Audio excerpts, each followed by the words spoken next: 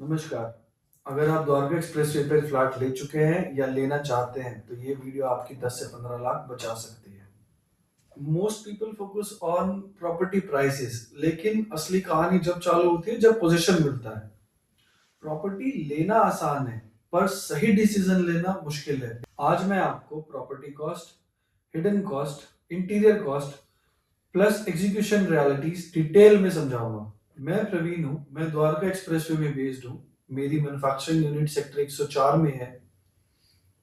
मैं कोई property broker नहीं हूँ, मैं एक एग्जीक्यूशन करता हूँ, इसीलिए मैं नंबर्स पे बात करता हूँ, ना कि इमोशंस के बेसिस पर। सबसे पहला सवाल यही है कि क्या द्वारका एक्सप्रेस पे ओवर प्राइस्ड है?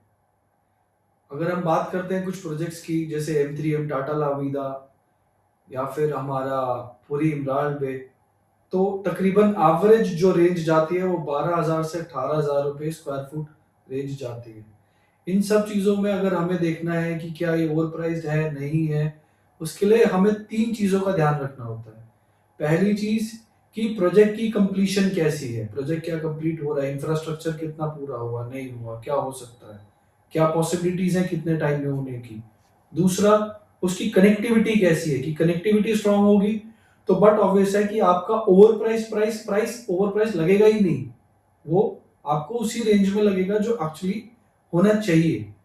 और इसके बाद अगर हम बात करते हैं तो सबसे इंपॉर्टेंट होता है कि क्या वो एरिया, वो साइट, वो प्रोजेक्ट, वो इंफ्रास्ट्रक्चर, क्या वो फ्यूचर रेडी है।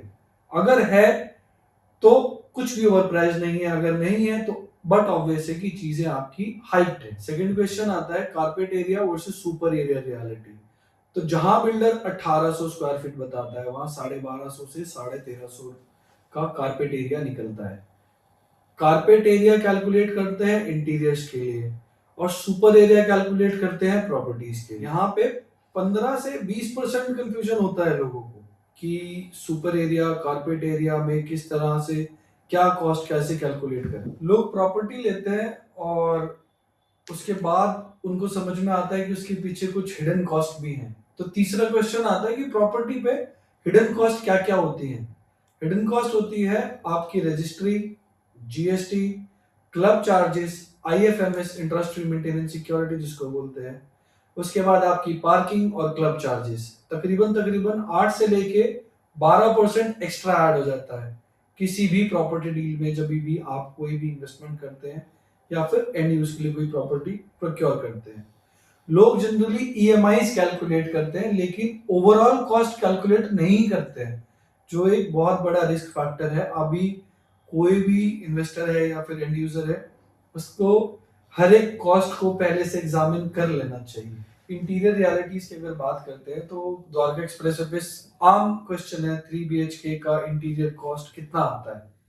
अगर हम बात करते हैं एक बेसिक इंटीरियर करने के लिए कि मॉड्यूलर फर्नीचर चाहिए 3 BHK में, it will cost somewhere around 8 lakh से 12 लाख। अगर हम बात करते हैं कि मिड रेंज में चाहिए तो तकरीबन तकरीबन 15 से लेके 18 लाख तक हम मिड रेंज में 3 BHK का मॉड्यूलर फर्नीचर तैयार कर सकते हैं। और यहीं पर अगर हम बात करते हैं लग्जरी सेगमेंट में जाने की, तो आपको 21 से लेके 25 लाख रुपए 3 BHK में कहीं ना कहीं आपके लग ही जाएंगे। अगर हम बात करते हैं मॉड्यूलर किचन की कॉस्ट पे, तो उसके कुछ वेरिएबल्स हैं, जैसे कि मटेरियल हो गया, फिनिश हो गई, हार्डवेयर हो गया। तो इन सब चीजों के ऊपर कुछ प्राइसेस वैरी करते हैं। फॉर एग्जांपल, अगर हम लैमिनेट पे जाते हैं तो 1200 से 1500 तक लैमिनेट पे हम किचन फिनिश कर सकते हैं। अगर हम एक्रेलिक्स पे जाते हैं तो तकरीबन 1800 से 2000 तक लैमिनेट एक्रेलिक फिनिश आ सकती है। इसके अलावा बात करते हैं जैसे पीयू फिनिश पे, अगर हम किचन बनाना चाहते हैं, पीयू की फिनिश अगर करते हैं तो तकरीबन 3000 से 3500 रुपए तक का कॉस्ट आना ही आना है। अलॉन्ग विद दैट जो हार्डवेयर हम यूज कर रहे हैं, ब्रांडेड कर रहे हैं, नॉन ब्रांडेड कर रहे हैं, उस पर भी चीजें वैरी करती हैं। कहीं ना कहीं हार्डवेयर तकरीबन 80,000 से लेके 1.5 लाख तक की रेंज में आराम से आपका प्रोक्योर हो जाता है अगर आप एक ब्रांडेड कंपनी का हार्डवेयर लेते हैं।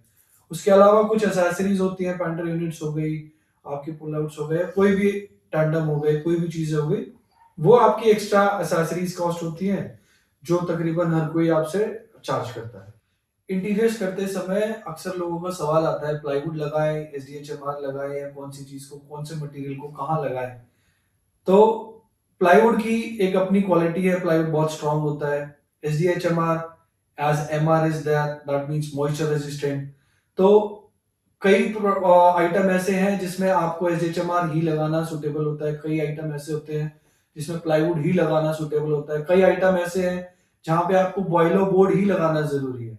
सो things will totally depend on the type of furniture you want to make, not upon the product style और the base style you want to execute. एक सवाल और उठता है कि शोरूम से चीजें खरीदें या फिर फैक्ट्री से डायरेक्ट खरीदें। तो शोरूम कॉस्ट में ऐड होगा ही होगा, ये आप लोग किसी भी तरह समझ लीजिएगा कि शोरूम के ऊपर रेंट होता है, सेल्स की कमीशन होती है, मार्केटिंग होता है, फिर डिस्प्ले कॉस्ट अलग होता है। वहीं पे फैक्ट्री में से अगर आप डायरेक्ट परचेज करते हैं तो बहुत सारी कॉस्ट आपकी मिनिमल हो जाती है और आपको उसमें एडवांटेज मिलता ही मिलता है। रेंटल ईल्ड या फिर इंटीरियर इन्वेस्टमेंट, अगर आप एक इन्वेस्टर हैं तो आप अपना बेसिक इंटीरियर कराइए और उसको अपनी प्रॉपर्टी को आप रेंट कीजिए, दैट इज सफिशिएंट। पर अगर आप एक एंड यूजर हैं तो आप बेसिक से थोड़ा ऊपर मिड सेगमेंट में या लग्जरी सेगमेंट में इंटीरियर कराइए। It will definitely look good and help you out through out. मैं ये चैनल इसलिए बना रहा हूँ क्योंकि द्वारका एक्सप्रेसवे रैपिडली ग्रो हो रहा है और यहाँ लोगों को क्लैरिटी कम है। प्रॉपर्टी डिस्कशंस अलग होती हैं, इंटीरियर डिस्कशंस अलग होती हैं, लेकिन रियलिटी ये है कि ये दोनों कंबाइंड है। मैं यहाँ प्रॉपर्टी सेल करने नहीं बैठा हूँ, मैं यहाँ एग्जीक्यूशन रियलिटी शेयर करने आया हूँ। अगर आप द्वारका एक्सप्रेसवे पे इन्वेस्टमेंट या घर लेके मूव करने का प्लान कर रहे हैं तो इस चैनल को जरूर सब्सक्राइब करें। यहाँ आपको property intelligence, interior cost clarity, market analysis, execution transparency सब मिलेगा। अगर आप अपने फ्लैट का इंटीरियर कराना चाहते हैं या उसको समझना चाहते हैं तो कमेंट करें प्लान, हम आपको एक कॉस्ट एनालिसिस रिपोर्ट फॉर्मेट देंगे जिससे आप अपनी कॉस्ट को एनालाइज करके आप अपने बजट को